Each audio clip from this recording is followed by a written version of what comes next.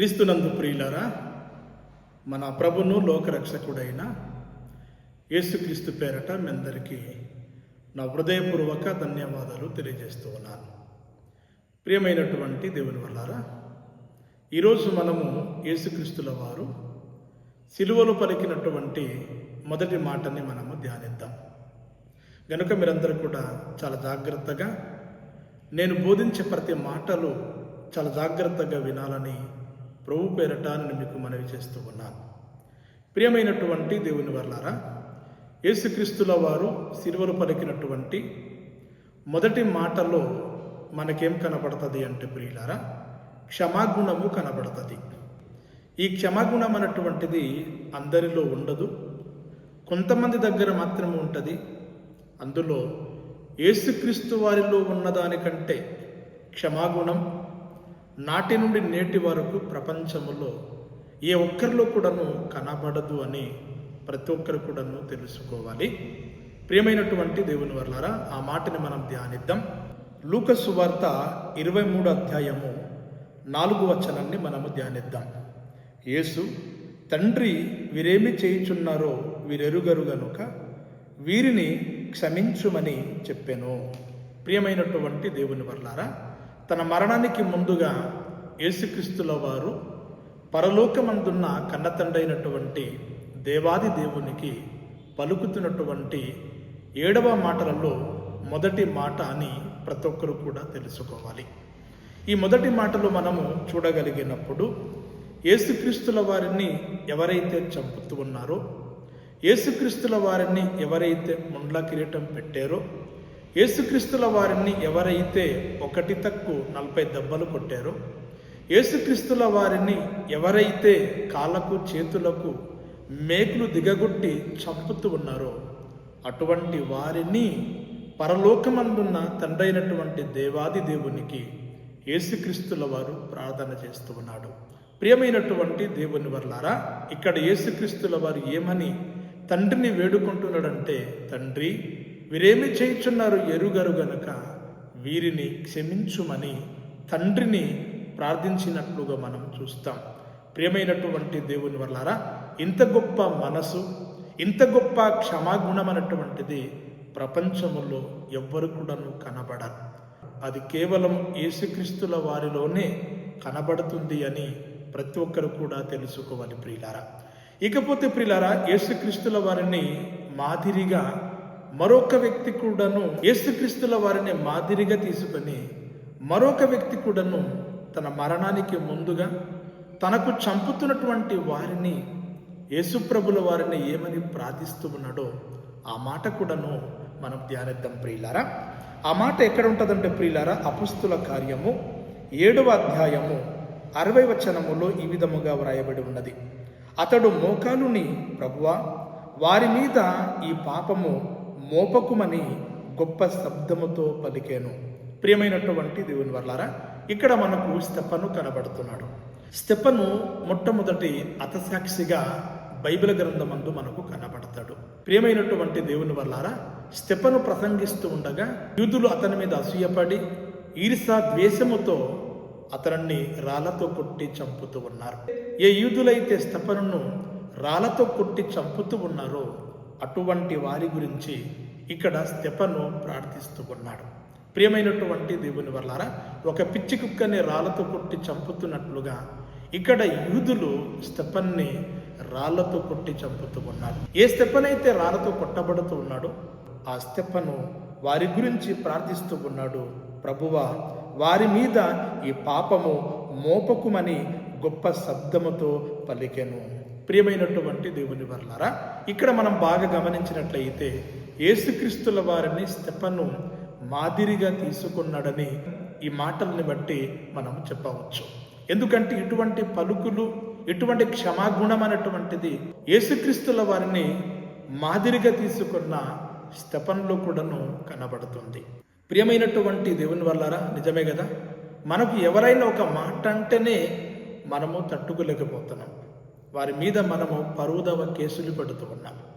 కానీ ఎవరైతే రాళ్లతో కొడుతూ ఉన్నారో, ఎవరైతే రాళ్లతో కొట్టి చంపుతున్నారో అటువంటి వారి మీద ఈ పాపము మోపవద్దు అని గొప్ప శబ్దముతో దేవునికి ప్రార్థిస్తూ ఉన్నాడు, గొప్ప శబ్దముతో పలుకుతూ ఉన్నాడంటే నిజంగానే స్తెఫనులో ఎంత మంచి మనసు అండి, ఆలోచించండి. కనుక ప్రియమైనటువంటి దేవుని వల్లారా, మనకు కూడా ఎంతోమంది శత్రువులు ఉండవచ్చు. మన మీద ఎన్నో నిందాలు, ఎన్నో అభండలు మన మీద వేస్తున్నప్పుడు వారి మీద మనము పగ తీర్చుకొనక వారిని మనము ప్రేమించి వారిని క్షమించి విడిచిపెట్టడం అనేటువంటిది చాలా మంచిది. ఇది యేసుక్రీస్తు వారిలో కనబడుతుంది, స్తెఫనులో కనబడుతుంది. ఇకపోతే ప్రియులారా, యేసుక్రీస్తుల వారు ఈ క్షమాగుణము గురించి కొన్ని అద్భుతమైనటువంటి మాటలు చెప్పి ఉన్నాడు. ఆ మాటల్ని కూడాను మనము ధ్యానిద్దాం ప్రియులారా. మార్కు సువార్త 11వ అధ్యాయము 25, 26 వచనాలు మనం చదువుకుందాం. మీరు ఒకరి మీద విరోధమేమైనను కలిగి ఉన్న ఎడల మీరు నిలబడి ప్రార్థన చేయనప్పుడెల్లను వారిని క్షమించుడి. అప్పుడు పరలోకమందున్న మీ తండ్రియు మీ పాపములను క్షమించును. ప్రియమైనటువంటి దేవుని వర్లారా, పరలోకమందున్న దేవుడు మన పాపములు క్షమించాలి అంటే మనం చేయాల్సినటువంటి పని ఏంటంటే, మనకు ఎవరైనా విరోధులుంటే, మనకు ఎవరైనా శత్రువులున్నట్లయితే వారి గురించి మనము నిలబడి ప్రార్థన చేయనప్పుడెల్లా వారిని మనము క్షమించాలటండి. నిలబడి ప్రార్థన చేయనప్పుడెల్లా వారి గురించి మనం ప్రార్థనలో వారిని క్షమించాలి అని లోకరక్షకుడైనటువంటి యేసుక్రీస్తుల వారు చెప్పి ఉన్నారు. కనుక ప్రియమైనటువంటి దేవుని వర్లారా, ఇంటిలో ఉన్నప్పుడు నిలబడి ప్రార్థన చేస్తూ ఉన్నావా? దేవుని మందిరములు వచ్చినప్పుడు నిలబడి ప్రార్థన చేస్తున్నావా? ఏకంత ప్రార్థనలో నీవు నిలబడి ప్రార్థన చేస్తూ ఉన్నావా? మీటింగ్స్లో వెళ్ళి నీవు నిలబడి ప్రార్థన చేస్తున్నావా? బైబిల్ తరగతుల్లో వెళ్ళి నిలబడి ప్రార్థన చేస్తూ ఉన్నావా? అవును.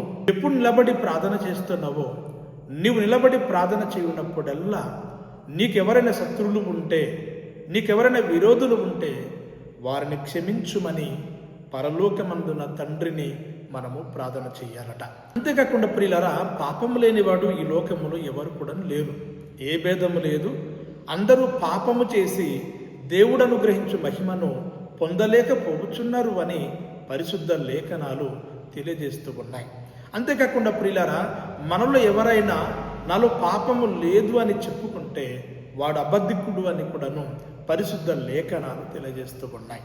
గనుక పరలోకమందున తండ్రి మన పాపములు క్షమించాలి అంటే మనము మన విరోధులను క్షమించుమని తండ్రిని ప్రార్థించాలట.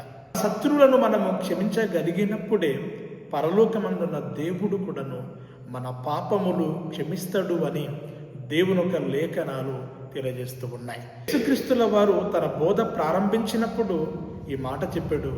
తన ఒక మరణానికి ముందుగా సిలువల్లో యేసుప్రభు వారు బోధించిన రీతిగానే తన మరణానికి ముందుగా తనకు చంపుతున్నటువంటి వారిని, తనకు హింసిస్తున్నటువంటి వారిని ప్రియులారా తండ్రిని వేడుకుంటున్నాడు. తండ్రి, వీరేమి చేయుచున్నారు ఎరుగరు గనక వీరిని క్షమించుమని పరలోకమందున తండ్రిని యేసుక్రీస్తుల వారు ప్రార్థిస్తూ ఉన్నాడు, లేదా వేడుకుంటున్నాడు.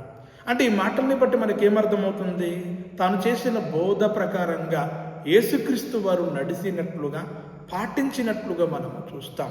ఈరోజు మనం క్రైస్తవులుగా, దైవ బోధకులుగా బోధ అయితే బోధిస్తాం, కానీ ఆ బోధ ప్రకారంగా మనము నడవలేకపోతున్నామేమో అని మిమ్ముని మీరు పరీక్షించుకోవాల్సిందిగా ప్రభు పేరట మనవి చేస్తూ ఉన్నాను.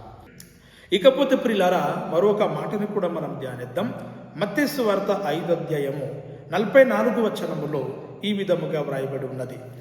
నేను మీతో చెప్పునదేమనగా, మీరు పరలోకమందున్న మీ తండ్రికి కుమారులై ఉండునట్లు మీ శత్రువులను ప్రేమించుడి, మిమ్మును హింసించు వారి కొరకు ప్రార్థన చేయుడి. ప్రియమైనటువంటి దేవుని వారలారా, ఇక్కడ ఒక అద్భుతమైనటువంటి మాట వ్రాయబడి ఉన్నది. మీరు మీ పరలోకమందున్న తండ్రికి కుమారులగునట్లు అన్నటువంటి మాట కనబడుతుంది. పరలోకమందున దేవాది దేవునికి మనం కుమారులుగా మారాలంటే, కుమారులుగా పిలువబడాలంటే ప్రియులారా, మనం చేయాల్సినటువంటి పని ఏంటంటే మన శత్రువులను మనము ప్రేమించాలట. మన శత్రువులను శత్రువులుగా చూడకూడదు. శత్రువులను మనము ద్వేషించకూడదు. శత్రువులను మనము విసర్జించకూడదు, కానీ శత్రువులను మనం ప్రేమించాలి. ఒక తల్లిని ప్రేమించినట్లుగా, ఒక తండ్రిని ప్రేమించినట్లుగా, ఒక స్నేహితుడిని ప్రేమించినట్లుగా అదేవిధంగా శత్రువులను కూడా మనం ప్రేమించాలి అంటున్నాడు. అంతేకాకుండా ప్రియులారా, మిమ్మల్ని ఎవరైతే హింసించి బాధ పెట్టి ఇబ్బంది పెట్టి ఇరికించి నింద పాలు చేస్తూ ఉన్నారో అలాంటి వారి కొరకు మీరు ప్రార్థన చేయండి అని యేసుక్రీస్తుల వారు చెబుతూ ఉన్నాడు. గనుక ప్రియమైనటువంటి దేవుని వల్లారా, ఎవరైతే ఇట్టి రీతిగా ప్రార్థిస్తారో, ఇటువంటి స్వభావం ఎవరిలో అయితే ఉంటుందో, ఇటువంటి క్షమాగుణం ఎవరిలో అయితే ఉంటుందో వారే దేవుని కుమారులుగా పిలువబడతారు, దేవుని కుమారులుగా ఎంచబడతారు. ఎవరైతే దేవుని కుమారులుగా దేవుని వారసులుగా మారుతారో పరలోకములో దేవుని వారసులుగా పరలోకములో స్వతంత్రించుకుంటారు అని ప్రతి ఒక్కరూ కూడా తెలుసుకోవాలి. ప్రియమైనటువంటి దేవుని వల్లారా, చివరిగా మరొక మాటని కూడా మనం ధ్యానిద్దాం. సామెతల గ్రంథము 19వ అధ్యాయము 11వ వచనములో ఈ విధముగా వ్రాయబడి ఉన్నది. ఒకని సుబుద్ధి వానికి దీర్ఘశాంతమునిచ్చును, తప్పులు క్షమించుట అట్టివానికి ఘనతనిచ్చును. ప్రియమైనటువంటి దేవుని వల్లారా, జాగ్రత్తగా వినండి. ఒకని సుబుద్ధి వానికి దీర్ఘశాంతమునిచ్చును, తప్పులు క్షమించుట అట్టివానికి ఘనతనిచ్చును. ప్రియమైనటువంటి దేవుని వల్లారా, ఈ మాటలు చదువుతున్నప్పుడు కానీ వింటున్నప్పుడు కానీ ఆలోచిస్తున్నప్పుడు కానీ ప్రియులారా, మనకు యేసుక్రీస్తుల వారే కనబడుతూ ఉన్నారు. ఎందుకు అంటే తనకు చంపుతున్న వారిని, తనకు హింసిస్తున్నటువంటి వారిని, ఎవరైతే పిడికి దెబ్బలు కొట్టారో, ఎవరైతే అరచేతులతో గట్టిగా చంప మీద కొట్టారో, ఎవరైతే కాలుతో తన్నారో, ఎవరైతే ఉమ్మివేశారో అటువంటి వారిని యేసుక్రీస్తుల వారు క్షమిస్తూ ఉన్నాడు. తండ్రి, వీరేమి చేయించున్నారో ఎరుగరు గనుక వీరిని క్షమించుమని పరలోకమందున తండ్రిని మనసారా వేడుకుంటున్నాడు. ప్రియులారా, గనుక ఇటువంటి క్షమాగుణము ఎవరిలో కనబడుతుంది అంటే యేసుక్రీస్తు వారిలో కనబడుతుంది. రెండవదిగా స్తెఫనులో కనబడుతుంది. దేవుని పిల్లలైనటువంటి మనలో కూడాను కనబడాలని యేసుక్రీస్తుల వారు ఎన్నో ఆణిముత్యములంటే మాటలు బోధించుకున్నాడు. ఇక్కడ సొలొమోను జ్ఞాని కూడాను ప్రియులారా తన గ్రంథంలో రాస్తూ చెప్తున్నాడు, తప్పులు క్షమించుట అట్టివానికి ఘనతనిచ్చును. నిజమే ప్రియులారా, ఈరోజు యేసుక్రీస్తు వారికి ఉన్నటువంటి ఘనత కానీ, యేసుక్రీస్తు వారికి ఉన్నటువంటి కీర్తి కానీ ప్రపంచములో ఏ ఒక్కరికి కూడాను లేదు. ఎందుకంటే ప్రియులారా, తనకు చంపుతున్నటువంటి వారిని యేసుక్రీస్తుల వారు క్షమిస్తూ ఉన్నాడు. ఇంత మంచి మనసు ప్రపంచంలో ఎవరికి కూడా లేదండి. అందుకే యేసుక్రీస్తు వారు యుగ పురుషుడైపోయాడు, సకపురుషుడైపోయాడు, ప్రపంచానికి ఒక దిక్కుగా మారిపోయాడు. ప్రియులారా, భూమి మీద కూడాను కొంతమంది యేసుక్రీస్తుల వారిని మాదిరిగా తీసుకొని వారి మరణానికి ముందుగా వారిని చంపుతున్నటువంటి వారిని ఏమని పలికారో, ఏమని చెప్పారో ఒక 2-3 విషయాలు చెప్పి నా ప్రసంగాన్ని ముగిస్తాను. దయచేసి ఓపిక కలిగి మీరు వినాలని ప్రభు పేరట మనం చేస్తూ ఉన్నాను. క్రీస్తునందు ప్రియులారా, మనందరికీ తెలుసు కదా మహాత్మా గాంధీ గురించి. మన జాతిపిత అండి మహాత్మా గాంధీ గారు. మహాత్మా గాంధీని గాడ్సే అనబడినటువంటి వ్యక్తి చంపాడండి. తన మరణానికి ముందుగా ఏ గాడ్సే అయితే మహాత్మా గాంధీని చంపాడో తన మరణానికి ముందుగా మహాత్మా గాంధీ గాడ్సేని క్షమించాడండి. తనకి ఏం చేయకండి అని చెప్పి మహాత్మా గాంధీ కన్ను మూసాడు, మరణించాడు. మహాత్మా గాంధీలో ఈ క్షమాగుణము ఎలా వచ్చింది అని ఆలోచించినప్పుడు యేసుక్రీస్తుల వారిని తాను మాదిరిగా తీసుకున్నాడు. రెండవదిగా ప్రియులారా, మనందరికీ తెలుసు కదా సోనియా గాంధీ తన భర్తని చంపినటువంటి వారిని కూడా సోనియా గాంధీ క్షమించినట్లుగా మనందరికీ తెలుసు. మూడవదిగా ప్రియులారా, ఒరిస్సా ప్రాంతంలో ఒక మిషనరీ చాలా ఉన్నతమైనటువంటి పరిచయం చేశారు.